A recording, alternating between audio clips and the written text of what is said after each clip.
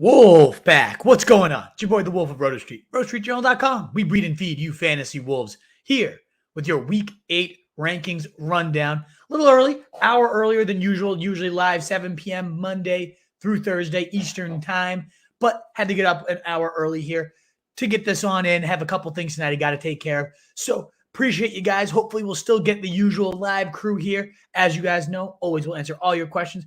And if you're catching the replay, thank you so much for being here. We greatly appreciate it. I'll make a bigger effort this week because we had to go early to answer any questions we get in the comments on this video and the ones that shall follow. But thank you again so much for being here, for joining the show. It's greatly appreciated. And if you are coming on in, that thumbs up button does help us get out to more people. Share, retweets, all that good stuff. Greatly help this site grow. I'm going to dive right into it. Let's get on into these Week 8 rankings, the midpoint of the season. And so, as you know, wins are more important, more crucial than ever before. So we got to get these lineups perfect. We got to get them set, and let's dive on in. We got also the Cowboys. The Cowboys were last week. We got the Ravens and who else is it? The Raiders. Ravens and Raiders on bye. Yeah, Darren Waller out. But other than that, we have most of our teams back. Hopefully you survived your bye week apocalypse. Let's get on into this, folks. As you know, we'll dive into the tiers, the rankings, and also, of course, the points against, all that good stuff that goes into these. Josh Allen getting Miami, a bottom 10 defense, 8th most points allowed to QBs, coming off back-to-back 30-point days, if I'm not mistaken, games. Yep, 37 and 30, QB4 and QB1 these last 2 weeks. So heading into the bye with tons of steam. He also, I think it's over half of his career touchdowns, or it's like a third of them have come against the Dolphins, I believe. And yes, they see him 2 times a year, but he just destroys this team historically. So Josh Allen, an absolute smash play. Make sure he is fired up into your lineups here. Folks, obviously you know that. But Kyler Murray, Green Bay, Thursday Night Football, hopefully a great game. Losing Devontae Adams does make this game lose a little of its appeal, unfortunately. But still should have some shootout potential. We also have seen Aaron Rodgers average more points per game without Devontae Adams the last 2 years. I don't know how. I don't know why. I guess because they have to throw more when they're not up early. But still, strange phenomena there. We also got Pat Mahomes, obviously in your top tier. I know he hasn't been anything special. In fact, let's look at this trends for Patty Mahomes here. 21-25 was solid, but 9 points last week. It was his first time under 10 fantasy points other than the game he got hurt against Denver a few seasons ago. Wild stuff here. Just a weird season for Patty Mahomes right now. Don't know how, why, what's going on there. But ultimately, not what you've come to expect. I think the Giants present a fantastic rebound opportunity, as anybody would, given that they're giving up the 14th most points, 2 signal callers, and really they haven't faced all that many good ones. I think the Giants had a great rebound spot on Monday Night Football. You know he's going to be fired up to get that one in. Then you go into tier 2. So these are like your God QBs. These are your high-end QB1s that really could just jump into this top tier at any point, has every shot at beating this top tier, but I think just a smidge lower in the upside. Maddie Stafford against Houston. The only risk there is, do they get up so big early that they just take the air out of the ball and no longer need to chuck it? Even still, I mean, Stafford probably has tons of touchdowns should they get to that point. I think 4, right in line with the ECR, and is perfect, in my opinion, right there. Jalen Hurts, Detroit, the only QB this year to have 10 QB 10 or higher in every single week, which is insane. 20 points or more in every single week. It looks ugly. It's hideous. In fact, over 40% of his fantasy points have come in the 4th quarter alone. It typically is like you have 6, 7, you start to panic. Is this the week he finally crumbles? And then the 4th quarter comes, and it's like nothing bad ever happened. So ultimately, Jalen Hurts, good spot against Detroit, a pathetic secondary, the worst graded by PFF, should light it up. You got Tom Brady at New Orleans. Maybe a shootout atmosphere. Obviously, that game would have more juice. Should we get a guy like, I don't know, Drew Brees on the other side, not Jameis Winston? That would certainly do a whole lot more for Brady's narrative. Even still, though, against Chicago, for example, Brady still put up, 27, 28, was it? He finished 24, depending on your scoring, I guess, there. But it still was the QB5 this week. Has been the QB5 or better in 1, 2, 3, 4, 5 of 7 weeks. I mean, that is pretty damn insane. I'd be penciling him in right there. As you can see, top 6 should be right alongside there, even without Antonio Brown. Dak Prescott against Minnesota is practicing. The calf injury is still lingering a little bit, but all the early expectations so far according to reports, are he's going to participate in the drills. He should be good to go. It is Sunday night, so you want to make sure you have a backup plan if the unthinkable happens, but it's looking like he is lined up to go. And then Justin Herbert against New England. Not a great secondary for New England. They're giving up the fifth most points to wide receivers, but Herbert has been a bit up and down. As you saw, 12 points against Baltimore, QB 22 that week. Right after going 43 was the QB1 the week before. I think we're going to see numbers that more rival this middle stretch here with 31, 21, 43. I think 21 to 30 is a very good range of outcomes for Justin Herbert. But there is the lower floor than some of these guys ahead of him. Kirk Cousins, I think, is in a great smash spot against a Dallas team, giving up the fifth most points to QBs. Their last time out, even Mac Jones had a solid day against them. I think Kirk Cousins is a great bet for 20-plus fantasy points. The game script should favor him. They're at home. They're fresh off a bye, ready to chomp at the bit and get these Cowboys. I like Kirk Cousins a lot this week, even a little bit more than Joe Burrow. The Jets have sneaky been one of the better teams against the pass. They are 26th in terms of points allowed. But again, as we just said with the Cowboys, the Jets also just gave up a big game to Mac Jones, who has not been anything special. I think Burrow has every right after bombing the Baltimore Ravens for, what did he end up with? 28 fantasy points, the QB2 last week. Sheesh. Huge day for him last week. This offense is insane. They've also started to pull up their pass clip in neutral situations up above 50% in 3 straight weeks. In fact, nearly 60% in 2 of those 3 weeks. That is a significant leap. They were at 33% neutral pass rate in the first 3 weeks, which is insane, insanely low. But Burrow has gotten it under control. He's slinging it all over the yards. And obviously, Jamar Chase is one of the most insane players in the league. We got Rodgers there. I'm nervous about him. I have him in my main league. I'm a bit nervous. I'm not going to lie about it. Arizona, giving up the third fewest points to QBs, and now you got no Devontae Adams. This is one of the worst receiving cores in the league. I am worried. I am definitely concerned with what Rodgers could be doing this week against Arizona. You got Danny Jones. I've thought about bumping him above Rodgers, given the matchup against Kansas City, a top 10 matchup, given the fact that Daniel Jones, he had that one turnover insane game, 7 points. 5 points was the game he got hurt there against Dallas. 17 last week. I mean, wasn't great, but had a good amount of rush yards, 28 with a TD. I think this guy can get it done against a bad Kansas City defense, and they're going to need their points. It all depends on the weaponry that's going to be available to him. I mean, the fact that he put up 17 against a good Carolina defense that had been surrendering the bottom. They were a top 6 matchup against QBs. They were one of the toughest defenses there. I think this could be a solid spot for Daniel Jones, especially if he's get Tony back, if you get Shepard back, his weaponry. I do like Tannehill, but I mean, last week was his first really legitimate week in a long time. 20 fantasy points. He's only done that twice this entire season, as you can see here. QB 11, QB 8, so 2 top 12 quarterback performances. Been outside your top 20 more times than he's been inside your top 12. That definitely concerns me. I do love that Matt Ryan has the highest Pro Football Focus grade average of these last 3 games. He's been 1st, 4th, 5th across the last 3 weeks. Very solid performances. It seems like this offense is starting to click, and I don't think Carolina's defense, I know you're saying, against Daniel Jones, they seem to have it cooking. I really think that Maddie Ryan, though, this offense, it's not like Carolina defense. It depends if Stephon Gilmore plays, but this is not a secondary that can't be had. Speaking of Carolina, +4 on Sam Darnold. Yes, it's been abysmal, 9, 16, and 3. I still look at this defense, 34, 25, 20, 19, that early season start. Now he gets Atlanta, who has been bottom 5 against QBs this year. Number 3 in terms of points allowed. I think we could see a really solid day here from Sam Darnold, returning to the Konami upside.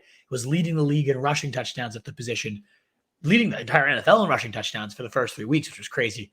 I wouldn't be surprised to see him run in 1 and 2, throw another couple through the air, have a big rebound week. He's been dropped in so many leagues. If you need a streamer, he's probably my favorite out there. If not him, I do really like Teddy Bridgewater, facing a Washington football team that has not given up fewer than 24 points in a single contest. They're getting destroyed for over 311 yards on the air, nearly 3 passing touchdowns a game. Both of those are bottom in the league. And now he's getting Jerry Jeudy back, and they're at home. I think Teddy Bridgewater could have a nice 25-point day. So he's probably my favorite Hail Mary stream. He's only owned at about 20% of leagues. Would love to be starting Teddy Bridgewater this week if I was desperate for a QB. And then you move down, Trevor Lawrence in Seattle, Taylor Heineke. I think that experiment's kind of ran its course. Although, he ran enough Konami upside last week. What he ran up with 95 rushing yards, 21 fantasy points. So again, in 6 of his last games, he's had 20 or more, 21 or more, it looks like, fantasy points in 4 of those 6 games. That's not horrible. That's not horrendous. And Denver, as we said, is probably going to put up some points against them. That's been the narrative for Heineke, is they're giving up so many points, he's going to have to chase some points. I really like that as a desperation flyer in like 2 QB leagues. And then we're getting hideous. Roethlisberger, Tua. I don't know if you're with us here to the end yet. I know you've talked about getting QB streamer. I would look at Darnold and Bridgewater first, but Heineke might be your next best option. And then you don't really need to know these guys, right? Hopefully you're not dipping down into like Mac Jones territory, who did, I think he's got 17 and more in back-to-back weeks, 16 and 22. He's been okay, solid. So he could be okay. Goff is every now and again has a good week, but I can't trust Geno Smith. It is looking like Baker might play. Should he play, he'll be like my QB 25. Nothing special. He'll still be in this bottom tier either way. We might see Tyrod Taylor play. He did get activated off the IR. Should he play, I'd rank him right around Ben Roethlisberger range. He was lighting the league on fire those first 2 weeks. Led the NFL in fantasy points expected per play. He was over the expectations. Good news for Brandon Cooks if Tyrod Taylor can play, at least.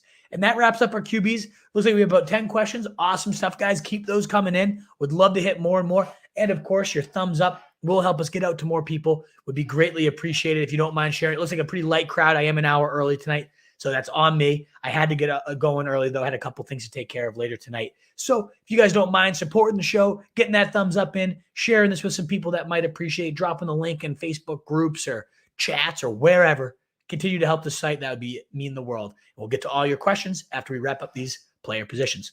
At the top, of course, Derrick Henry. What else needs to be said? Matchup proof, catching more balls than he ever has, throwing for touchdowns. He should be in the MVP conversation, certainly in fantasy, but also in real life. Indy, an okay linebacking core. They've given up the 7th fewest to running backs, but we just saw Eli Mitchell run for nearly 100 yards in a quarter against them. I'm not all that concerned. Henry's going to be more than fine. Delvin Cook, the only guy that's in that tier with him, in my opinion. First game fully back, and we saw just how good Delvin Cook is. 30 touches, no type of restrictions on this guy, 140 on the ground. Holy crap, he is good. It doesn't get much better than Delvin Cook. So I absolutely think he is right in their conversation with Henry. He gets a Dallas team that they've been better against running backs than they are against the pass, but he's going to have a field day on Sunday Night Football, no doubt about it. Aaron Jones, huge target share coming, as you can see, +3 ECR for me. No Devontae Adams. He gets a 5% target share bump. It's crazy. And they now know Lazard. He might end up being their number 1 wide receiver. It could be a Kamara-style game against Arizona, who is much more susceptible to running backs than the other pass. The 3rd fewest points to QBs, but they're top 11 in terms of points. Let me get the exact one. Arizona. I guess they're actually pretty good against running backs. I thought they were a clear run funnel, but not quite as much as I expected. They're also very good against running backs. I don't get how this defense got so good, but they are solid. And I could see the Packers now without Adams. I'm a little bit nervous about them moving the ball. I still think Jones, if they do move the ball, will be the complete engine. Could be one of those 2 TD days, 1 through the air, 1 on the ground type of thing for Aaron Jones. Also love Alvin Kamara. I get how good Tampa Bay is against running backs. They're also giving up 7.4 receptions to the running back position. How is Alvin Kamara at his best? When you're throwing to him. That's the 2nd most receptions per game to running backs. Kamara just had, 11 catches on Monday Night Football? Oh, yeah, gorgeous stuff. 11 targets, 10 catches. Seems like Sean Payton has finally woken up and decided to use Alvin Kamara. Like Alvin Kamara. Thank you, Sean Payton. Much appreciated. Glad you finally got with the fucking picture, dude.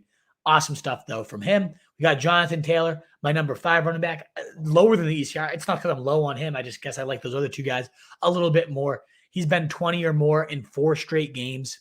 Look at these totals. Oh, just juicy. 17, I guess, in half, but I always look at PPR too.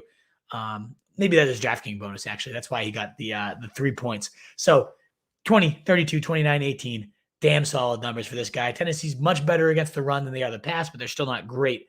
11th in terms of points allowed to the position. So you got to have a good feeling here about Mr. Taylor. Joe Mixon gets the dreamboat matchup, the most points allowed to backs, 34 points to the running back position. allowed by the Jets. We just saw what Damian Harris, Jonathan, J.J. Taylor, and Brandon Bolden did to this team. Nobody's. Joe Mixon's going to get 25 to 35 fantasy points this week. They allow 36 opportunities per game, 36 touches per game, rather, in terms of 8.7 receptions and 27.3 attempts per game. It's crazy that you just continue to pummel this team through the ground because of how bad they are. That's probably why they're not giving up too much to quarterbacks, is because you can just dominate them through the ground game. Mixon's going to have an unbelievable day. I might be too low on him, and I'm still plus 4 ECR as of right now. Have him above Zeke, but that's not because I don't like Zeke. It's just I like Mixon more. I love DeAndre Swift. I mean, this guy has 100 more receiving yards than the next closest back. Crazy. Absolutely crazy what DeAndre Swift is doing this year. One of the best picks you could have had in round 4. And now he gets a Philly team giving up the third most points to running backs. Field day for Swift coming, as it has been all year. I mean, has he had less than 15 points? Maybe one game? 24, 12, 24, 9, 22, 18, 28. Woo! Gorgeous numbers. The running back 2 last week. Top 5 running back in half of his game so far. I mean, unbelievable season from him. I have him even above Eckler, the guy who redefined receiving yards for the back position. New England's been mediocre against running backs. They are at 21. So middle of the pack, not one to avoid, not one to target. Eckler's just going to do Eckler things. I guess I'm a little lower than the ECR on him. But last time out, if I'm not mistaken, it was a little underwhelming. 10 fantasy points, 33 and 30 the weeks before that. I think we're going to get around 10 to 20, 15-ish is right where I'll have him projected this week. Do love Najee Harris each and every week. Cleveland has been good against backs, 27th. So, 5th fewest points to the position. Still, Najee is just such a bell cow. You can count on tons of work. And Nick Chubb on the other side of the ball. No Kareem Hunt. You can count on 25, maybe even 30 carries. I think Dearness will be involved, as you guys will see in a second. I'm higher on him than most. But it's going to be a Nick Chubb week. James Robinson, Seattle, they're giving up a ton of points to backs, but the second most points to the position. We just saw what Kamara did to them. I think James Robinson, and especially this week because Seattle's so bad on offense, they'll have the opportunity to maybe just pound him and keep him in a positive script. Love him. Love Henderson against Houston. They're also top 10 matchup, 7th most points to backs. What's not to love against this guy? I think he's going to have 2 touchdowns. He had his worst game of the year. And it's, he's going to rebound in a big way. And then you move into the elite RB2s, acceptable RB1s type of tier. Cordarrelle, running back 4 on the season right now, depending on your scoring format. Every week lineup block. No need to ask questions about him anymore. Carolina, yeah, they're good. Lowest points to running backs, but that's just been the people they faced. I don't think it's anything remotely that they have a good front 7, but they're not great. We just saw Delvin Cook go crazy against them a couple weeks ago. Leonard Fournette, he's been just a model of consistency. Found the end zone, I think, 3 times the last 2 weeks. 21, 31, 17, 17. I mean, look at that. Beautiful numbers. Beautiful stuff from him. And he's kind of taken over the every down role. Gio Bernard's very sparingly worked him. Absolutely love Leonard. Love Damian Harris coming off a huge day. I am a little nervous about game flow potential here. The Chargers, though, they have given up a decent clip to running backs, the 5th most points to the position. They've given up the most rushing yards per game, 132. So if there's any way, you know how Belichick loves to break down teams and beat them where they are at the weakest. It's certainly running back. I could see a 25 carry day coming for Harris. Eli Mitchell owned the backfield, no doubt about it, this last week. We did have Jermichael Hasty working in for every single passing down snap. That is annoying that Mitchell gets none of it, but Mitchell got every single carry except one. So I like Mitchell. That rushing workload is very stable. They shouldn't have a hard time beating the Bears, who are okay, against the run. They're pretty decent, but they're not that special. 19th, right in the middle of the pack. 5,400 on DraftKings for Mitchell too. Love that guy. Chuba Hubbard, right below him, 18. He's facing Atlanta. I might have to bump him up a little bit. I think this might be a little too low. He's just been underwhelming, though. It's not like Mike Davis where he was just feasting. 16, 13, 8, 8, 9. Against Atlanta, he should be okay, but they are much more susceptible against the pass. That doesn't mean they're good against the backs. 9th most points allowed to the position. Still pretty generous, but it's been tough. And this just, as you can see, 13 RB1s in my opinion this week. There's a lot of good running backs this week. High-end RB2s, there's plenty of them too. None more than Khalil Herbert. I mean, at 19, I might bump him again, Chuba. He's had 100 yards in back-to-back weeks. He's the Third back since 2018 to go over 100 against Tampa Bay. If you have any questions about this guy being good, he's erased those these last couple of weeks. Legit player. He's also seen some good receiving work. 5 catches last week. Even with Damian Williams back, he was the complete and utter bell cow. So unless Montgomery makes a surprise return this week, another easy week to rank Khalil Herbert in your top 10 or top 20 rather. And then Darrell Williams, a dud week last week. I think we're going to see something closer to the 20-point day, 22, where he's the running back 6 facing a Giants team. They're going to have no problem moving the ball against the 12th most points allowed to the position. And now you're getting into like mid-range RB2s, like flex type of guys, and then it drops off pretty damn hard. Booker, though, love him against Kansas City. Love it. They're bad against every position, including running backs, allowing the highest yards per carry in the league right now. Booker found the end zone last week finally. As long as Saquon's not playing, who did get some work with the trainer today. Keep note of that. Saquon would rank right up here in these top 8 guys should he be playing and see a full workload. So keep that in mind. But Booker, otherwise, great stream. Edmonds, 15 carries the last week. First week he's practiced in full in nearly 3 weeks, and he finally out-carried James Conner. Even in the lead, he saw way more snaps, way more carries, 15 to Conner's 10. I think that workload starting to ratchet up, and on Thursday Night Football, get him right back in your lineups. Gainwell, I'm a little lower on the guy. Not because I don't think he's talented, not because Detroit's good. They're giving up the 4th most points to backs. Like, great matchup. But like this, let's not forget, we were all screaming and ripping our hair out over Miles Sanders' role. This is the same backfield. Even when Miles Sanders went down, Boston Scott had more carries, 7 compared to 5 for Gainwell. Gainwell did have 41 yards and a TD through the air, was the clear-cut guy in terms of routes run. But it's a committee. It was a close to 60-40 split, maybe even closer than that. So I like him. If this wasn't against Detroit, I'd probably have him outside my top 30, though. I really only like him because of the Detroit matchup. Do like Zach Moss a lot. Miami's been very generous, 6 most points to the position. Moss, he had a dud last week, but if you look at his numbers, other than that, 14, 17, 12, 11, like nice, steady. Here's double-digit fantasy points, and he's going to get it for you again this week. As is Alex Collins against Jacksonville. He's been getting it done against harder run Ds. Wasn't great against the Saints, one of the best run defenses. 3rd fewest points allowed to running backs this year. Jacksonville is on the opposite end of that. They are very generous. Top 10 matchup for Alex Collins. The first easy matchup he's seen since taking over. He saw 16. Look at the carries he's seen. 15, 20, 16. About as sure of a bet for volume. Unfortunately, not in a good offense. Hopefully, coming out the bye, we'll get Russell back. But by then, we also might have Carson back. So this is one of the maybe last weeks you'll really get a good shot at Collins. I think a TD, 80 to 100 yards, well within his realm, even in this Geno-led shitstorm. And then you're looking at, like, clearly I'm lower on Antonio Gibson, -5, in and out of the lineup these last couple of weeks. Not all that effective even when he's in there. 14 carries, nice. 7 freaking fantasy points. I mean, one of the biggest flops of the year, and largely probably due to injury, but still, we can't pretend like that's not the case anymore. James Conner in play as a touchdown, falling into the end zone, most likely going to do it.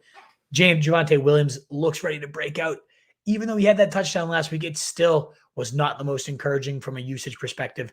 So I'm not all in quite yet. I do really like streaming Dearness, as you can see, +10 ECR. I think he's going to have that cream hunt roll on lock. Said this on multiple streams now. He's the all-time leading receiver from the running back position at USF in terms of receptions, receiving yards, all-purpose yards. He is a great dual threat. Everyone thinks this is just some gross plotter. No. Obviously, he can run the ball. We saw that last week. He was the running back 3, I believe, in terms of fantasy points. Running back 4 with 24, 146 yards and 2 scores. I mean, the guy can run, but he can also catch. I think he's going to do the best, most admirable cream hunt fill-in that you could possibly ask for. I have him above Gaskin. I get that Gaskin now with Malcolm Brown there is in a better spot, but Buffalo is such a good defense all over the field. They're better against the pass, but they're also really good against the run. The 2nd fewest points allowed to the position. I'm not touching Gaskin. I just have this gross feeling of like 6 touches for like 5 yards. I don't know. He sucks. JD McKissic, he's not bad. His role sucks, I should say. McKissic as well. I might bump up against Gibson. Played more snaps, more touches 2 weeks ago, and he's been pretty solid. Last week, I think he only like 8. But you can see 18, 14, 15 when the script is right. Denver, script is more often right than wrong because of how bad that defense is. If you get into this range, you got some usability. These are the last of the usable guys, in my opinion. Melvin Gordon, obviously seeing about half the work there, as good of a bet as any to find the end zone. I really like P. Ryan, as we talked about, 36 touches per game going to the running back position against the Jets. P. Ryan last week on 11 touches, we saw another monster day, 16 points. He had 17 the week before that. Anytime he has seen 11 or more carries, it's happened 3 times as a Bengal. He's averaging over 20 fantasy points a game. And I think he's going to get 11 plus carries this week. And I think he's going to hit 15 to 20 fantasy points this week. One of my favorite guys in terms of handcuff, obviously one of the better ones because Mixon's got a checkered injury history and this guy gets it done when he gets work. But handcuff with benefits in these types of matchups. They're going to go to him about 12 times. I think he finds the end zone and tops at least 50 to 60 yards. Great stream. One of my desperation Hail Marys, one of my favorites in a long time. Carter, 20 touches last week. He has 70% of the snaps. His role continues to climb. There was no Tevin Coleman, but he's also not practicing as of now. I think Pollard's always in play because he's such a big play threat, so talented. I do like Boston Scott as a streamer. He did see all the goal line work. Saw 7 carries to 5 for Gainwell, and he gets Detroit. Good bet to find the end zone. And then you're getting into like Singletary, Williams, Dillon, Hines, like names that are okay, but not great. So I'd get them in. As you can see, I have no interest in playing Davis. I mean, a lot of people banked on the Sony Michel narrative of last week that, oh, yeah, they're going to get up so big and then pound it out. Well, this narrative could be the same, but if Tyrod's back, I could see Houston keeping it a little more competitive. And then you're looking at handcuffs and just grossness. So we can move away from running back at this point. Awesome, guys. Good to see the crowd continue to grow. We're up to 24 now. Awesome. I think our YouTube one gets out a little bit slower to you guys. I don't know why, but it's awesome to see all you guys here. If you don't mind, if you haven't already, hit that thumbs up button. It would be so greatly appreciated to continue to help this get out to more people, to help us continue to grow the Wolfpack. And as always, we will answer all your questions. It looks like we're about 25 or so questions now. I love when I get 50 on a Wednesday. Keep them coming, Wolfpack. The show was popping last week. I know I'm an hour early this week, but I hope we can continue to keep those good times rolling. I apologize for having to do that. Always live Monday through Thursday, 7 p.m. Eastern time, other than every now and again, these types of things pop up and I gotta go. But thanks again, guys, for being here. It's so greatly appreciated. Let's get on now to your wide receivers. Cooper Kupp at this point, what does he not lead the NFL in? I mean, he's got targets, he's got yards, he's got touchdowns, he's got everything. He's the NFL fantasy points as well. Leader, number one, everything I just said, every single category. The Breakfast Club narrative couldn't be more true. He is destroying it. Houston will provide no resistance. And they'll get up huge early, and that's like the risk with him. Maybe Woods emerges, but Woods has seen like 5 or less targets. It's bad. It's clearly the Cooper Kupp show. Number 1 receiver of the week. There really shouldn't be any argument there. I do love Stefan Diggs as my number 2. Miami's giving up the 3rd most points to receivers. Diggs is coming off his best day of the season. What do you have, 25 last week? Only 19? I thought it was better than that. 989 and a TD. I guess not. I think this is the week where he breaks out for like 120, 2 scores, 10 catches, like the Diggs of last year. We're going to get that this week, fresh off the bye. I have a very good feeling of that. And then Tyreek Hill against the Giants. A good spot for a great explosive talent. What else needs to be said? I know last week didn't come up huge for us, but he's a beast. It's Tyreek. Jamar Chase, though, maybe even belongs ahead of him. I don't know. He is so damn good. I keep getting nervous to put him at like number 1 because the volume hasn't really been enormous. I think he's seen 10 or more, though, in 3 straight weeks, is it? 10, 6, 10, 9. So the volume has been okay. It's been getting better. Look at the points. Every time he's seen 10 targets, 25 and 30. Why are we not throwing to this guy more each and every week? They don't have to, I guess. The AFC, the top of the AFC right now. What a monster Jamar Chase is, though. So efficient. Maybe the best receiver already in the NFL. It's crazy. If you got the drops discount, and I got him in a good amount of leagues, congratulations. You should be killing your league at this point. Debo Samuel, though, another one of the best picks you could have made this year. Facing a Chicago team, we just saw them get absolutely decimated by Tampa Bay. They're giving up the 4th most points to wide receivers, the Bears are. They got no one that can stay with Debo, who is the only option there. The next closest receiver last week, I think it was like the 3rd string tight end, and he had 20 yards. Meanwhile, Debo, 11 or more targets in every single week, but I think 1 or maximum 2. Look at that, 12, 8, 10, 13, 9, 11. Beautiful, beautiful target share. Top 28 guy in all but 1 week, and top 20 in all but 2. Top 10 in half the games. Unbelievable season that guy's having. Target hog. Jefferson, a little bit down this year, but is he going to get the Trayvon Diggs treatment? Because if not, the Cowboys give it the 6th most points to receivers. I think Jefferson's going to be just fine on Sunday Night Football. Do you think Hopkins has a big day with no Jair there? Should score a touchdown. He's not seen, he hasn't topped, I don't think, even 80 yards on the year, but every week a touchdown. And you can bank on that. I like it. CeeDee Lamb, though, another big spot against Minnesota. They actually were bottom 5 to start the year against receivers. They've since stiffened to now allow the 17th most points, but not something to shy away from. CeeDee Lamb coming off his best game of the year heading into the bye with 32 fantasy points. The wide receiver 1. 11 targets. I think we're going to start to see that.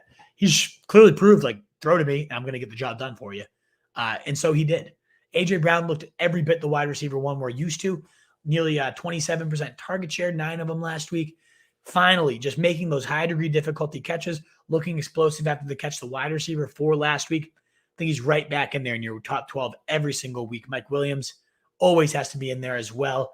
Yeah, he's coming off a dud, but bye week to get healthy. Love to see it. Deontay Johnson, I mean, right now, 12 targets, because that's what's going to happen against the Cleveland team, giving up the 11th most points to receivers. Deontay, there's nobody there that's going to stay with him. Right now, 10 catches, 100 yards, probably a score. Maybe not, but still. And then you got Chris Godwin, Mike Evans, AB looking doubtful. They're saying he's on a crutch and might even, be out for multiple weeks at this point. We saw what Mike Evans did, 3 touchdowns. We saw what Godwin did, like 120 yards. These guys always eat when one of them's out of the lineup. We do know Evans and Lattimore. They do have a little bit of history here. And over the last 4, Evans has not been getting the best of it. He's had one huge game against Lattimore, a couple mediocres, and some real stinkers. So keep that in mind with Evans, but this is a different offense, different QB. I think Evans could have a monster one with no AB. So I'm not shying away at all. Neither would I be against Terry McLaurin. Yes, good Denver defense, but Terry's an every week hog. A little bit lower, as you can see on DJ Moore. I know the matchup with Atlanta is juicy, 7th most points allowed. But over the first 3 weeks, it was 21 average fantasy points, 6, 8, 10. Like, we can't pretend like this offense is still clicking. I know I'm a little bit higher on Darnold this week. I'm higher on Darnold. Probably should be on more.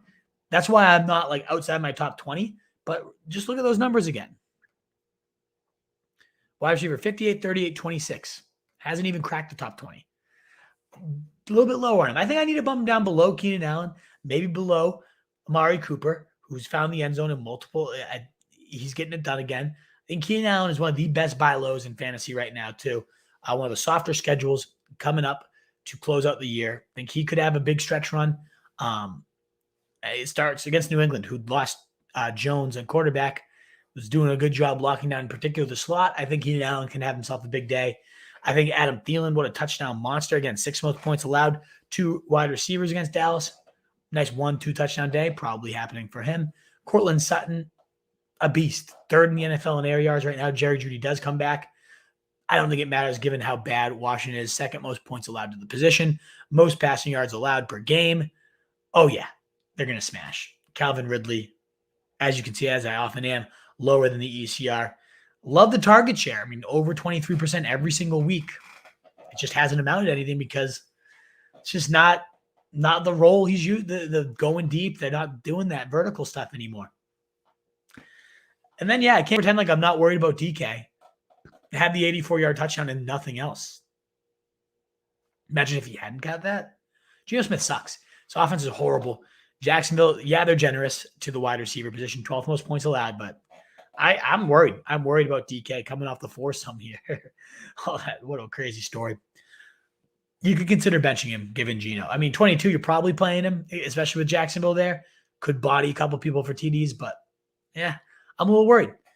I'm not worried about Michael Pittman. I absolutely love the guy. Most points allowed, 2 wide receivers, 39 allowed to the position in half PPR formats by Tennessee. Giving up big play after big play. T.Y. Hilton is not practicing. It's looking like he's out. If he plays, I am going to have to adjust this because Hilton saw a higher target share than Pittman, even though he only played half the snaps the last time he was out there. But other than that, I mean, that one game that was a dud, very solid all-around season coming from Pittman. 18 and 19 in 2 of his last 3. And you're getting right into that 18, 19, 20 range. I mean, Emmanuel Sanders, look at these numbers. I don't know how I'm +3. Like, how would we not recognize it? 24, 11, 19, 12. Very, very solid. Very useful. Miami, not a hard matchup. We talk about Diggs blowing up, but we could see it from Emmanuel Sanders here, with Miami giving up the third most points to wide receivers, especially giving up a lot of big plays. I love him. Woods, Houston, he's okay, solid. But as you can see, it starts to drop off a little bit. Like Jerry Jeudy, though, the second most points allowed to receivers. He could have even played last week, they're saying, but they wanted to get him more practice time. Then we're going to get a full complement of snaps. Clearly, I'm tossing him right back into my lineups. No qualms, +7 ECR. He had 7 targets and 6 catches in the first half to start the year. This guy was on the verge of a monstrous season. Wouldn't be shocked to see him just pick right back up where he left off, especially given the matchup against that football team. Pathetic. Marvin Jones, Seattle. I mean, he's coming off, 100 yards and a TD? Yeah, 20 fantasy points. Obviously, as you can see here, 16, 15, a few duds in a row, and then 20. I think we're going to see much more of the 15, 16, that type of range type of games moving forward with DJ Chark banged up. Sterling Shepard, any game he's made through, he's seen 10 plus targets. Now he gets the Chiefs. So should he be playing? I'm probably even going to bump him up a few more. If he's not, obviously I have to bring him down. But an absolute definition of a target hog if and when he's active. We just don't know yet if he's going to play. T. Higgins, speaking of target hogs, 38 in his last 3 games. 13 led the team last week. Yes, Jamar Chase deserves all the credit in the world, 200 yards. But T. Higgins is sneaky getting the most volume of the group, been more inefficient with it. But against the Jets, easy spot to rip off a touchdown. I also would love Tony. Should he be playing? I mean, yeah, it sucks that he got hurt. Before he went down, 5 throws from Daniel Jones. 3 of them went to Tony. He caught all 3. He is looking like the next big thing at the position should he stay healthy. Love the guy to death if he's playing this week. A little bit lower on Smith. Detroit's sneaky been decent against wide receivers, which is weird because they have like the fewest, the worst PFF grades. Smith should smash these guys. It's more so on Jalen Hurts. You put a pocket passer back there, they'll carve up the lines, and Smith will have a field day. Running open at will, but Hurts just continues to miss him. So I'm a little bit worried this week. I am worried about Claypool as well. Yeah, we see Cleveland get the 11th most points to receivers. Certainly a blow-up potential spot. But I just like all the other guys ahead of him. I don't know. Last week, he was in a blow-up spot just 2 weeks ago, too, before the bye against Seattle. He had 3 points. It's nerve-wracking. It's absolutely nerve-wracking. Waddle gets the hardest possible matchup for wide receivers. Against Buffalo, he is the alpha. He is the target hog, but a little bit more worried. I don't want anything to do with Lockett, with Geno Smith at QB. I'm going to bump him down. Brandon Cooks, I might bump up big. Now, he gets the Rams. That could be the Ramsey treatment. But if Tyrod's playing, I'll bump him right above T. Higgins' range. It's just so boom or bust, though. With Davis Mills, it's a hard ship to tie yourself to. Davis Mills' ship. Like Jarvis Landry to see some good volume. Saw 8 targets his first game back. None of them were all that high value. I think it ended up being like 6 catches for like 30 yards, but that has its own place in your games. Cole Beasley against Miami, 3rd most points to receivers, as we continue to emphasize. I don't know if this ends up being a week where they absolutely need him, though. I mean, he had 18 against Tennessee, but then 1 and 3. So there is some risk. He had 6 the last time out against Miami. Definitely some risk there. But we're in the range where there's tons of risk with all these guys. T.Y. Hilton probably not going to play, so I'll have to get him removed. Toss out some names that I really like from this list. We don't have to go through every single player, but Valdez-Scantling, as you can see, plus 35. That, of course, assumes he's activated from the IR, but should he? He's the most complete receiver they have. They're giving up the 15th most points to receivers. Very good against running backs. Arizona is very good against tight ends. But against receivers, that's where you can beat him. I think Valdez-Scantling would be the de facto number 1. It might be Cobb, as you can see, number 50 here. Might bump him up a little bit, especially if Scantling's not activated. I really think Scantling would have a field day, though, this week. Only, I think, 7% rostered right now. Should be significantly higher owned. And I think streamed this week on Thursday Night Football. As you can see, I'm much lower against Chenault. Just not my guy. 6-8, set 1 game with double digits this year. 1. Jamal Agnew is seeing more work than him. I actually probably need to rank Agnew higher. 66, I'm plus 10, but I think he belongs up here. So yeah, as you can see, clearly way lower on Robinson, Beckham. Don't mind Khalif Raymond at all.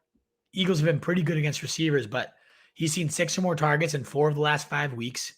He's got 10 or more points in 3 of the last 5 weeks. Wide receiver 8, wide receiver. I mean, he's getting it done, Khalif.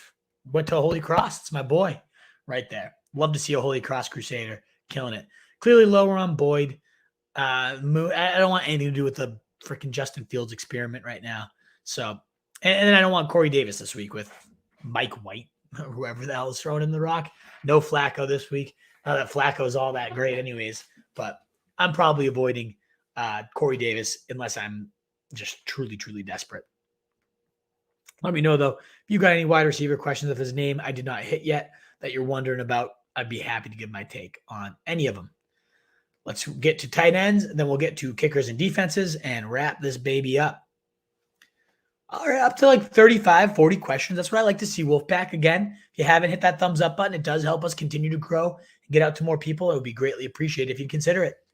Tight ends, baby. Let's get on into it. Kelsey, tier by himself. No real questions. I mean, the Giants doesn't hurt the fact that the Giants are bad against tight ends. 16th, I guess middle of the pack, but still. Kelsey, it's Kelsey. He's going to have a monster. And then you got Kyle Pitts. Saw 5 targets of 20-plus yards last week at air yards. He'd only seen 3 of those in all the other games combined coming into last week. The degree of difficulty of some of these catches, some of the best receivers in the league kind of wouldn't have made some of these catches. I absolutely love Kyle Pitts moving forward. Obviously, any week, but including this week, the Panthers 19th most points at the position. That's no big. There's nothing special. I think Pitts is here to stay as a weekly top 3 option. I think he's number 3 on my rest of season big board. Love the guy. Always love the player. I just love that he's finally being used this way. It's been confirmed Gronk is expected to play. He practiced today. They're expecting him to suit up, and anytime Gronk is suited up this week, this year, he's got 3 games played. One of them he played about half a game. He had 8 points and a half. Was a tight end 1 and 2 in the other ones. Great bet to find the end zone every single week he's out there, at least once, maybe multiple times. And New Orleans has been good against every position, including tight end, 5th with fewest points. I'm not shying away. Would love to use him. Would love to use Goddard against Detroit, who's been 20th in points allowed. Like not a smash play matchup, but 95% of snaps, 88% of routes run, solid amount of targets. I ended up only having like 3 for 70, but every down type of role. Love that for him. Mike Gesicki's already doing that. I might even bump him. The one worry here is that he's facing Buffalo, who's just good against everything, but Gesicki has been a top 7 tight end in all but one of the last 5 weeks. Yeah, 5, 7, 21, 2, 3. I mean, look at that. That's insane. 14 or more fantasy points, half PPR in 4 of his last 5 games. That is insane. The volumes, he's killing it. And I do think they're going to shut down the outside receivers, so I think there's another shot. Gesicki has himself a big day. Love Higbee, as you can see, +3 ECR. The Texans are giving up the 3rd most points to the position. By far the most touchdowns per game, to nearly a touchdown per game to the tight end position. And Higbee, he ranks 3rd in terms of red zone targets among the position. He just has only converted it for 1 TD. This is a week where I wouldn't be shocked to see Higbee put up 2. Something of that nature. Really, really like Higbee this week. Do love Hunter Henry in the revenge game narrative against a Chargers team that has surrendered the most points to the tight end position. Most yards allowed, nearly a touchdown a game as well. And Hunter Henry scored in, I think, 4 straight weeks, is it now? 1-1-1. Yeah, 4 straight weeks with a TD. And he's been a top 12 tight end in all of them because of this score. That's kind of what tight ends become, is touchdown or bust, and about as good of an option to score. You got to imagine even a few more plays dialed up for that revenge narrative. So all these guys above Hawkinson, who I am lower on this week. Now, granted, the Eagles give up a ton of points to backs and also a lot of points to tight ends, 6 most points to the position. This could be the rebound narrative, but look at these totals. We're all chasing the 22 and 17. Since then, 2, 6, 3, 11, 8. Outside the top 12 in all but one of the last 5 weeks. That's scary. That's why I consistently am ranking him lower and why I've consistently been right on that. I do love Dalton Schultz. I just like the other names a little bit more. I think with Gallup returning, now I'm intrigued to see how does this passing game evolve with Gallup back. Does Dalton Schultz take a back seat to Gallup? Maybe not. I think Schultz has been playing well enough that he probably doesn't have to. But I think the days of 30% target shares are also over, certainly with CeeDee Lamb merging. I think we're going to see a little bit of a downturn from Dalton Schultz moving forward. And then Noah Fant, Washington is pretty generous to all the positions, but they're much more generous to receivers than they are tight ends. All that being said, Fant's been It seems like they every week plan 11, 3, 14, 4, 26. If we're following that every week plan, he's due for another big game. Top 10 tight end. I mean, solid play. There's no doubt about it. I do love Ertz on Thursday Night Football. The Packers, middle of the pack against the position, but Ertz immediately fitting right in. He's going to be afforded these beautiful types of matchups that had him running free for a 45-yard touchdown this last week. Only saw 3 catches, but he ran a route on half the snaps. And that role just continues to grow, but it is a lot of mouths to feed. That's why he's not in that tier ahead of him. I think Tunyon, should be in a great smash spot with all his receivers eating up. So potential volume, a huge plus. But then he's facing, what's the guy's name? Isaiah Simmons, is it? Either way, Arizona's been one of the best teams against tight ends. 32nd, they are the best team. 3 points allowed at average to tight ends. 22 yards allowed on average to tight ends. Because this guy just eliminated him. That's why they drafted him at 4 overall a couple years back, is to address Kittle, address those big beasts. And man, can he do whatever. That's the rub. It could be a blow-up game because there's no one else to throw to, but he's going to have some of the best coverage at the linebacking position that there is. So maybe you turn to Uzomah, who's been the number 1 tight end in 2 of his last 4 weeks.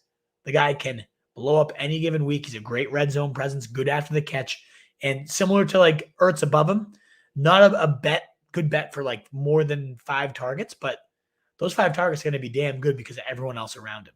Do still like Ricky Seals-Jones, a little bit of a tougher spot, the 4th fewest points allowed by Denver to the tight end position, but volume is volume. The guy's played all but 2 snaps total since taking over for Logan Thomas. He runs every single route, solid player. Do think Cook, boom or bust, but the Pats, not the worst matchup in the world. They've given up, let's find them here, Patriots. Oh, they're actually the 3rd hardest matchup. Wow. I'm a little surprised by that. I didn't think they were that good against anybody. So I guess they're pretty good against tight ends if there's one thing they're doing well on defense. I don't know how. Their linebackers suck. That's why their linebackers are so slow. Jared Cook should destroy them, but maybe they're holding over Kyle Duggar, one of the best safeties right now in the game. Maybe that's what it is. At least turnover safeties and coverage. And then Ingram, you've seen 24% target share last week with everybody knocked out. If everybody's knocked out and he gets Kansas City, oh boy, he should smash them. 5th most points allowed to the position. He's out there in 70% of leagues. Great streamer. Let's talk about a couple other streamers. Mo Alley Cox, good bet for a touchdown, in my opinion. They've been Tennessee Titans actually the 5th fewest points allowed to the position, but you're betting on a touchdown on him, and they're going to be in the red zone quite often. So I like Cox. I actually don't hate Freiermuth. As you can see, +5 ECR on him. Last game out, they ran 2 tight end personnel more than they have all year. They saw 7 targets, season high for Pat Freiermuth. He had 5 catches. He played 65% of the snaps compared to 30-something% for Ebron. He's taken over. This is his role. He's the captain now. I like him. But other streamers out there, Conklin, Everett, Komet, they're kind of out there too. So some other guys to potentially look at should you desperately need someone. I don't really hate Donald Parham either as a touchdown or bust type of options. We'll quickly run through these defenses, through these kickers, and then it's on to, nice. We're up to about 50 questions. Exactly where I want to be. Awesome stuff, Wolfpack. And again, if you don't mind, if you're not opposed, you like what you're hearing, you want to give us that thumbs up, would mean the world. If you haven't already subbed, if you're catching the replay, you're here with us live and you haven't subbed yet and you like the show, we're live 4 times a week. You hit that bell, you know exactly when we're live. You can get your questions in there right and early. I'll be answering questions right up until, let's call it 7:15 after we get through this defense. So I'll go about 25, 30 minutes. If you want a guaranteed answer, you know how the super chat works, or if you just want to support the site, it does mean the world. Some of you guys have been super generous with those, so it's appreciated. But I know, tomorrow night, Sunday, where your lineups are truly getting locked in, that's where those might come out to play. Let's get into these kickers and defenses. So if Tyrod plays, I'm going to bump the Rams down 1 or 2 spots, but otherwise, one of the best plays of the week, as are the Bills. I think they put up 30. Oops, did not mean to open a new tab. 23-17 only. So yeah, that's true against Tennessee. Bad effort, but look at that. 3 or 4 weeks they had 17 or more, and now they get Miami, who's one of the best matchups for opposing defenses. Great spot for them. But maybe the number 1 play this week is the Bengals, who were out there in a ton of leagues. I think at this point, a lot of the owners have scooped them up, but the Jets have given up the most points at the position, and now they're starting White, some creature. I know they're on the road, but the Bengals should destroy them. No doubt about it. The Bucs against New Orleans, I could see Jameis Winston. They just turned over Justin Fields like 6 times. I think Winston will be better than that. Sean Payton has him well coached up, but I could see a ton of turnovers there.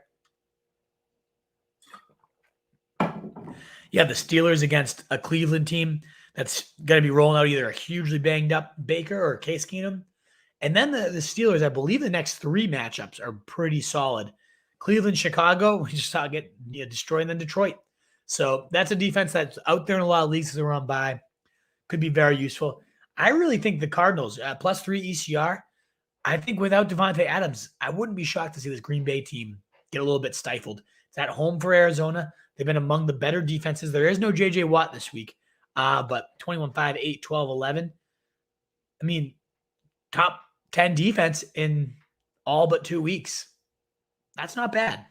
Certainly worth your consideration, even against an Aaron Rodgers-led offense. Panthers against Atlanta. Good defense. This offense, 2 weeks ago, or I'd rather probably 4 weeks ago, to start the year, I would have said the Carolina Panthers should be in your top 4, top 3 even. Falcons have been cooking a little bit, and this is on the road, but I still think they could have a decent day.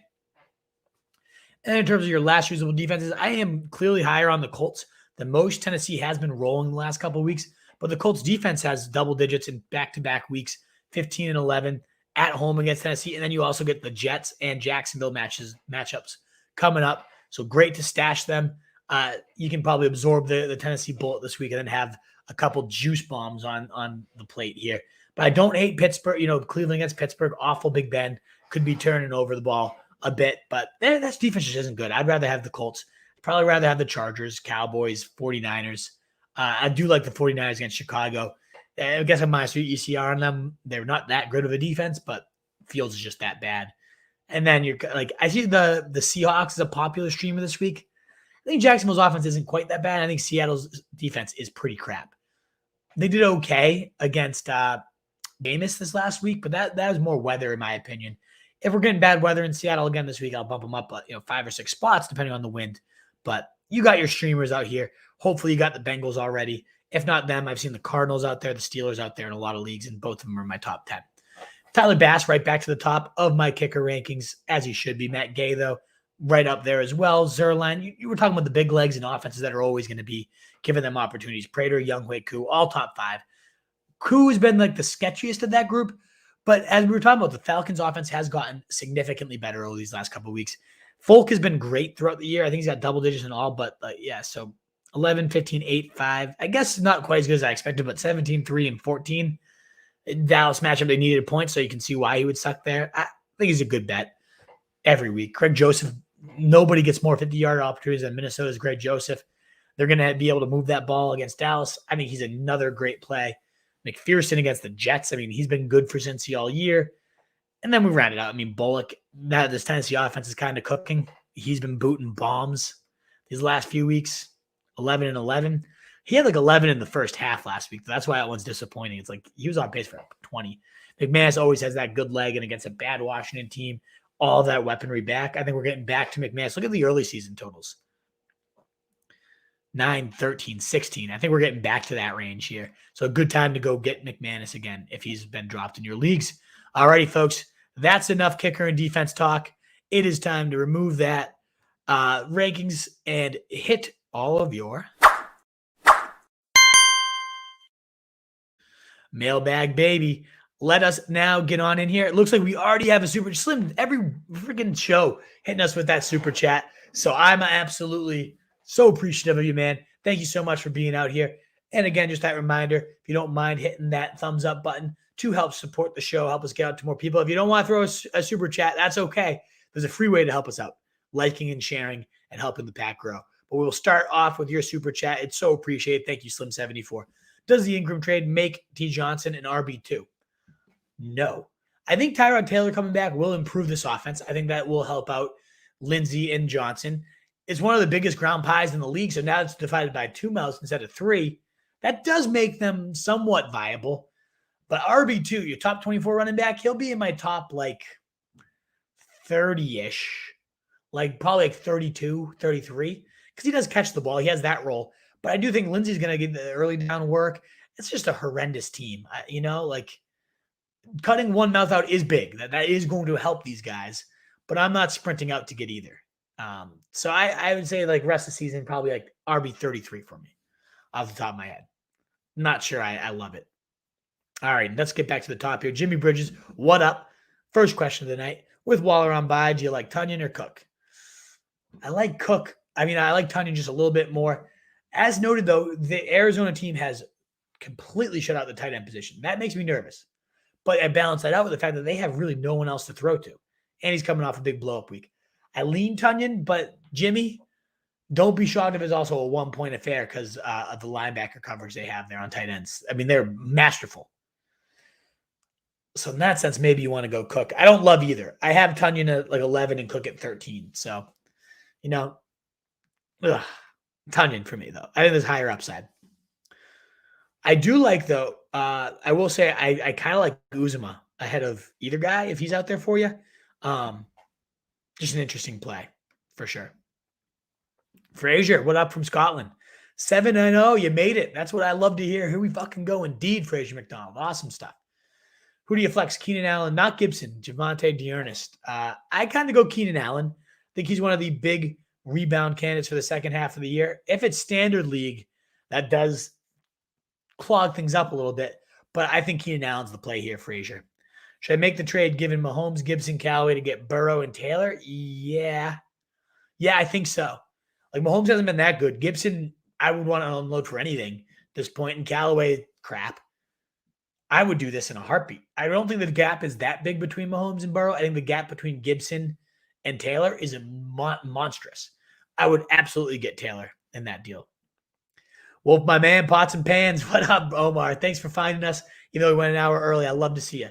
You like Conklin or Tonyan better this week? I like Tonyan. I mean, I hate how good Arizona is against tight ends. I love the potential volume he could see. It's a toss-up. I don't think there's going to be much middle ground where you get like 5 for 50. I think it's either going to be a 2 TD night for Tonyan or it's going to be a 1 catch night. I don't know. It's a dice roll, but you're looking at both those guys. Like, what's the narrative for Conklin? What's your script there? At least we have something we could give for Tonyan. Conklin, there's nothing there that's exciting me. Start 3 for Zoom. Mike Williams, Henderson, Fournette, Evans. Oh, great options, Zoom. So I got to bench one of these guys. It's probably going to be Fournette because New Orleans is so good against the run. He's been so damn hot, so it's tough to do. But the other 3 are just so damn good. Mike Evans also against Lattimore, you got to consider. But without AB, we saw the 3 touchdown upside. I mean, I can't put that on my bench. I have a better feeling about Evans against the New Orleans defense than I do Fournette. Tough though, tough call. Great options there. Giuseppe, what up, Mr. Lusso? You got Rodgers starting. Should I drop Jamal Williams for Sam Darnold? I don't think so.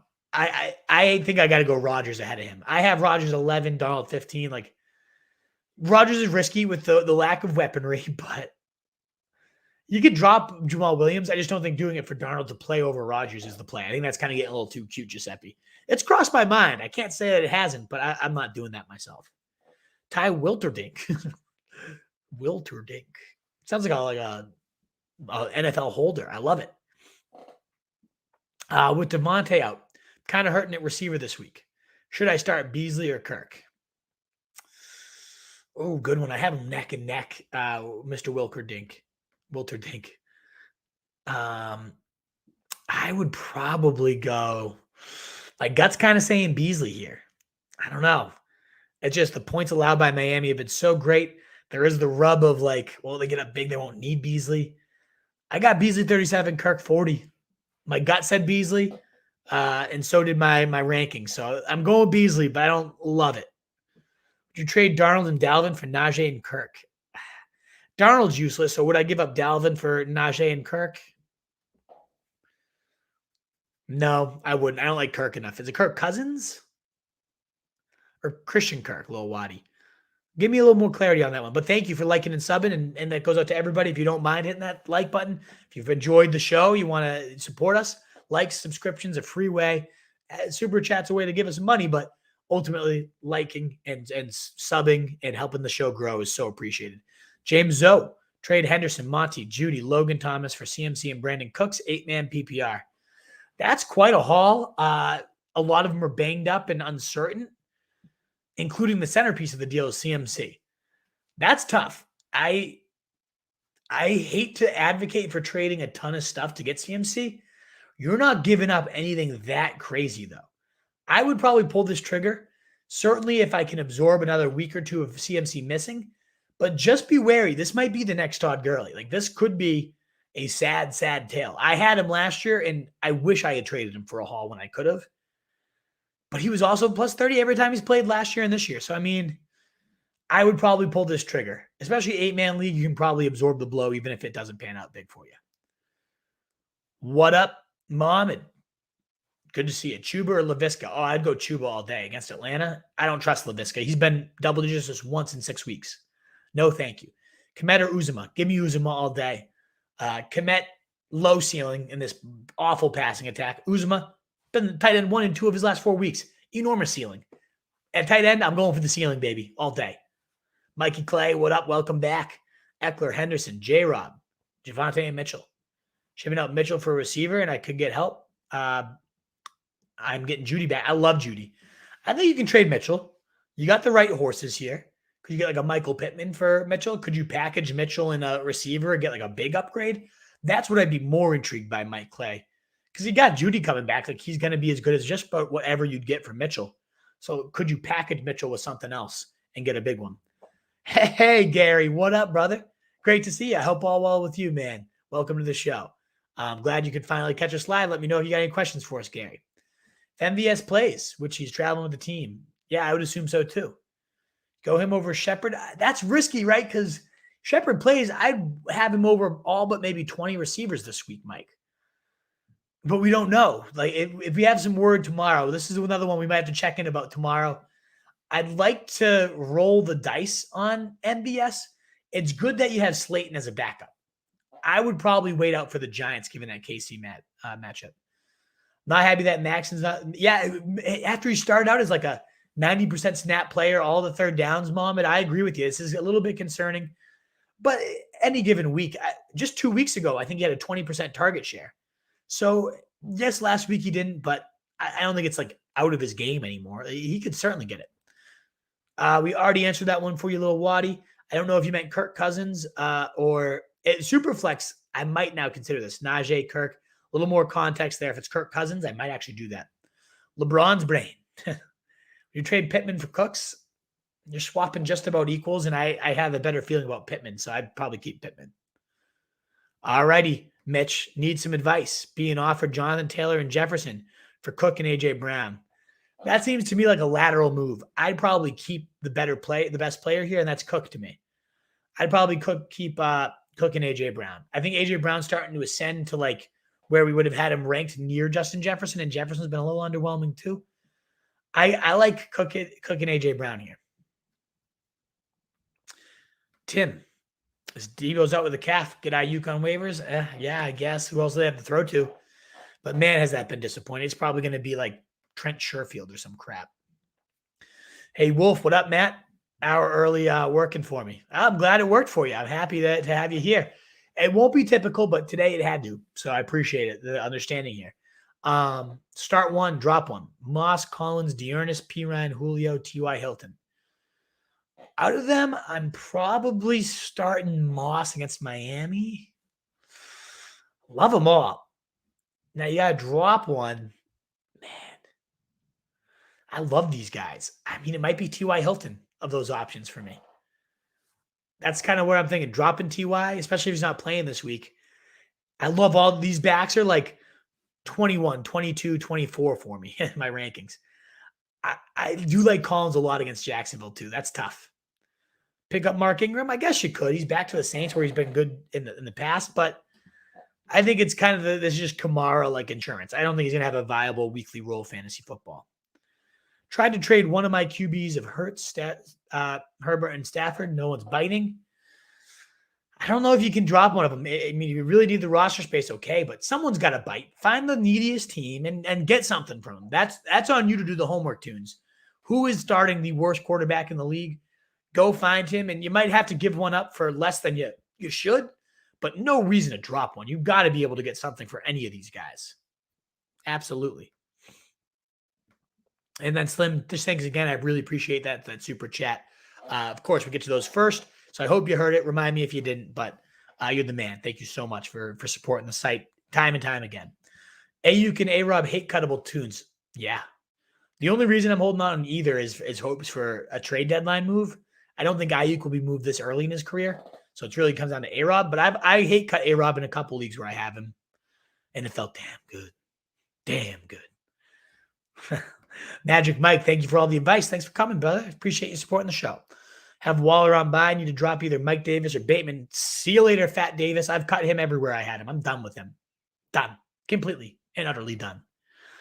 Could trade Taylor and Waller for Saquon and Kelsey instead. Man, if I knew more about Saquon's health, I think this is a smash.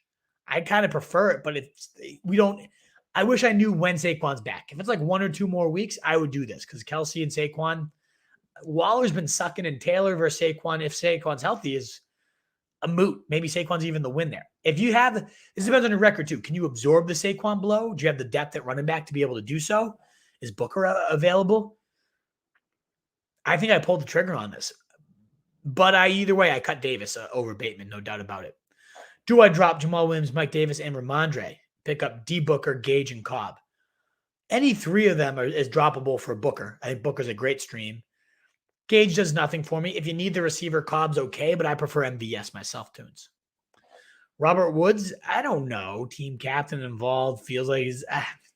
Why does it feel like he's set up for a big second half? Because you have him in leagues, Pete? I mean, I love the player. Trust me. I had him above Cup going into the year. You don't have to sell me on Woods as the player, but Woods' role, Cooper Kupp is seeing 10-plus targets every single week. Woods is seen under 3 some weeks. Van Jefferson's 100 yards away from him. Nobody saw that happening. I don't know that he is. If people are trying to buy, I might sneaky sell a quote-unquote low. I'm not into Robert Woods that much. I really am not. Snag Galladay, nice, not bad. Bokeh. He had that 100-yard game, and he got hurt. So I don't know. I think Tony's the guy there. Like long-term, season-long, that's the one I want the most. Shepard out of the slot. Like, I don't think I really like Galladay that much. I'd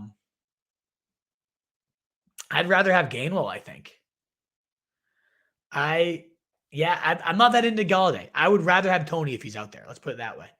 I think he's the 3rd option. And then when Saquon's back, like the 4th, I don't know. Not for me.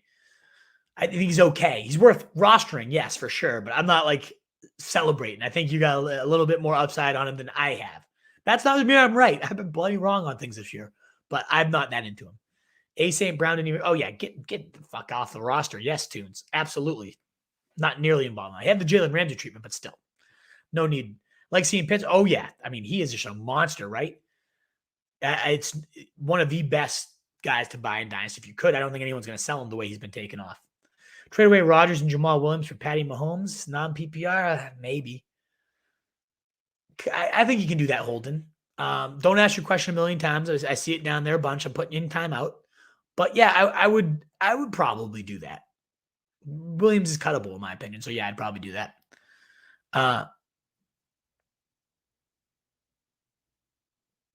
Start Hawkinson or Uzi Mag. Uzoma. And Omar's laughing. Uzi Mag. I was like, who is that? Yeah. I would go Hawkinson over Uzoma, and that's more so because Philly's pretty damn generous to tight ends. This could be a good rebound spot for Hawk. You know you're going to get like 7 at least. Whereas Uzoma, you might get the best tight end of the week. You might get nothing.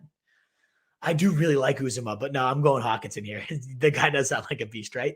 Trade Uzoma for a 2nd-round pick was a good, yeah, I think so, definitely. 2nd-round pick, yeah, definitely. Offer guy Darrell Williams, Mike Thomas, and A-Rob for D. Henderson, 1 and 6. You think he might bite? I think that's viable. If he needs to win, but the thing is like Mike Thomas and A-Rob aren't helping him win now, so he might not.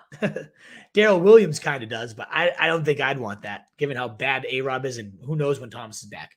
That would make sense for like a team that's not in win now 1 and 6 mode, Tunes, but that's not giving him enough that actually helps him out this week. Looking for an RB, you got Mitchell and Judy for Chubb. Oh yeah, I would want Chubb for that. Yeah, I could take that deal. I like Mitchell and Judy, but Mitchell is still subject to like Jeff Wilson coming back, the weekly shenanigans. And I like Judy. But Chubb all day, especially with Hunter banged up, he could be a steamroller these next few weeks. Ingram is now a Saint. Indeed, he is. I don't think it really helps or hurts his value much. It's just a better offense, so maybe it's a little more. I do think it helps David Johnson a little bit. We talked about this one already, Ziggy, with Slim Super Chat. Again, thank you, Slim. A little bit more, sure, but he's still a decrepit corpse, and this offense is still disgusting. I do think when Tyrod was healthy, the way they were moving the ball, a good running back could come out of here. It could very well be David Johnson, who's been the number one pass catcher so far. But I'm not like sprinting or blowing a ton of waiver wire fab to go get him either. Texas Hustler. Barkley and Hilaire or K. Pitts. I would not give up Barkley for either of those guys. No. Barkley should be back in a week or two. He's a top 10 running back once he's back, Texas Hustler. Thoughts on Randall Cobb? Would you start him over Michael Gallup? Yeah, I'd start him over Michael Gallup because we don't even know if Michael Gallup's going to play yet. He's practicing, but he might not be activated quite yet. That trade is a steal on the Burrow side. Yeah, I agreed with that one. I remember that one. Absolutely. Gainwell, Carter, or Gaskin for the flex. I'd go Gainwell here. Denny, get your Eagles boy in there. I know how frustrating the backfield's been, but they're facing Detroit. That's a layup. McKissick, Piran, Gibson, or MBS if he's available in the flex. I'd probably go, oh God, this might be one where you go Gibson, but I keep saying like, oh, you guys got to go Gibson, and it's not really working. Who does Washington get this week? It was an easy matchup, right? Let me double check that. Denver, not that easy of a matchup. Oh, man. Honestly, I don't even hate P-Ride. Like, a little bit riskier as a lower volume share, but he just feels like he's going to get 10 in a touchdown, like 50 yards in a TD, doesn't it? I don't think I'd go MVS over the running backs. I'd probably go Gibson here. I might trade my team name to Wilterdink. I love the name. Isn't it great, Denny Jennings? I'm a fan. Absolutely. Nope. For me, I'm not sure what you're responding to, Roth, but I appreciate you responding in the chat. Darrell Williams, Zach Moss, AJ Green, and Sanders for the flex. Okay. I like Sanders. Every week, especially if it's PPR, I think Sanders is locked into my lineups. Last place team needs running back help. They have Ridley, AJB, and AB. Think I'm trying to get Ridley for Mitchell. I would like that. Like, I don't love Ridley, but that's buying at a nice price for sure. I would prefer targeting AJ Brown myself, though, moving forward. Dearness or Booker this week. I think I like Booker. Good matchup. I do. It's so hard to sit Dearness Prebz. You're standard league too, right? Standard league Dearness has a bit more appeal. That's tough. That's fucking tough. I have Booker a little bit higher because he's just more guaranteed the volume, but Dearness has that ceiling, baby. Troy Cohen. Any concern Mixon's losing? No, I don't think so. I think they're just trying to keep him fresh. When they don't need to use him, they won't. And I think against the Jets, like, they'll get a big early lead, but I also think Mixon's going to be a huge part of that. I'm all in on him this week. 36 touches to running backs they've given up. I think Piran can have a big day, and so could Mixon. What you think about DJ? I'm getting that question a lot now, right? This trade of Mark Ingram. I think it's okay. I think with, Taylor at QB, this offense is competent. They can move the ball, and they love using the running back. It's a big ground pie, one of the biggest ground pies in the league, now split up to two mouths. That makes a huge difference going from 3 to 2. I just wish I liked the talent better because I don't really like the player. He's okay. I'd probably have him at like running back 30 to 35 or so rest of the season. Harry Wolf, who's better rest of the season, DK or Ridley? Probably DK. We got one more week of the Geno experience in his bye, and then we got Russell back. I'd want DK, especially if I can absorb those next 2 weeks. C. Lamb or E. Mitchell in the flex? I go C. Lamb. How could you? How could you bet CD Lamb right now? Absolutely. Devonta Smith did not practice. He had a headache. Eagles will give an excuse to not play. Yeah, this coach sucks, Danny Jennings. Absolutely. You've got that read right. Texas Hustle, Leo Boss, second time catching you. Just liked and subbed. Hell yeah, man. Appreciate it. Appreciate you coming back. Appreciate you subbing and liking the video. That helps us grow the pack, man. And that's my goal. I kind of want to be that common fantasy man that still gets his stats right, gets you a smart, educated opinion, can break down things for you, but still let's have a beer too. That's kind of my goal. So I'm glad. I hope that vibe's coming off for you, Texas. I appreciate you being here and coming back.